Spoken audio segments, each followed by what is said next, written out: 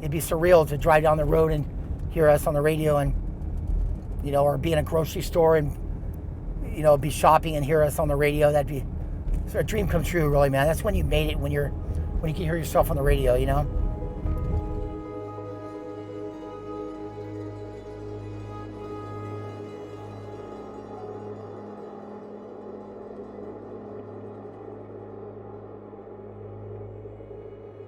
I came up here, let's see, like 86, I started coming up here. I was homeless for like 6 years, living in my van, I lived from block to block, and then I'd find a band to audition for.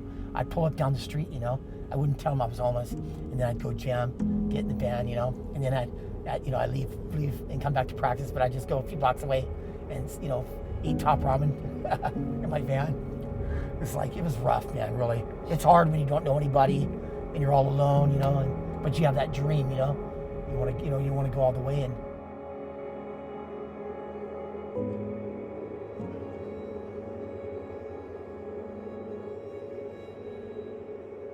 I've always been on a mission. My father was a drummer too. He passed away in 2011 though. He never knew I started a band with my kids. Just as it started, he died. He would have been so proud, knowing that I started a band with my kids, man. Because he was always wondering why every time I got anything good going, it fell apart. It always broke up. I don't know if it's fear of success with people or human nature, but nobody can keep anything going. Nobody's satisfied, always switching, always changing.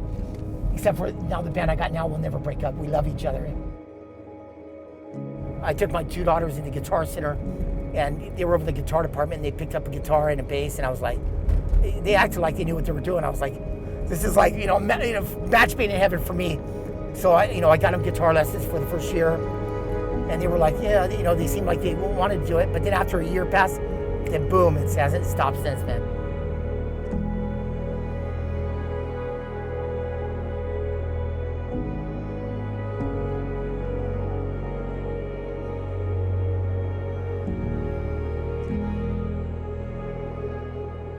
I've always had hope, man. For some reason, I always get hope off other musicians.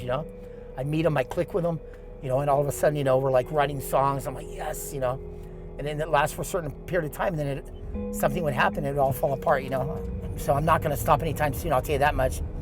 I'll be swinging a stick till I'm an old man, So I was six years homeless, right? And then I met a stripper. I dated a few strippers, and I got one of them pregnant, and I was in love, but she was in love with herself. So she bailed, and she left me with a little kid. And I worked for a rock magazine called Rock City News. So, and I ran an ad in the rock magazine here in LA, and it says, "Woman wanted." It says, "I'm a Pisces, she's a Libra. You have to want us both there. You can't have neither. She wants a mommy. I want a lover. If you're a bimbo, don't bother."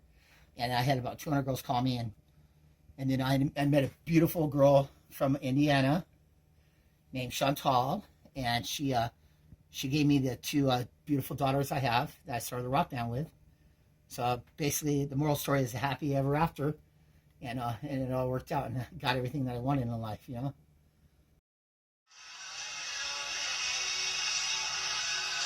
was like 5 360s in a row.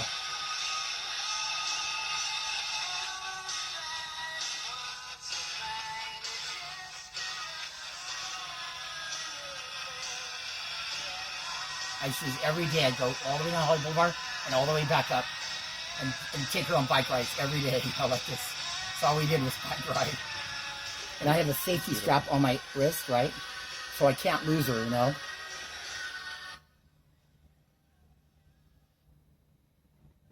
Yeah, thanks. Sad, Time keeps running on, going on, That's how it goes. Okay.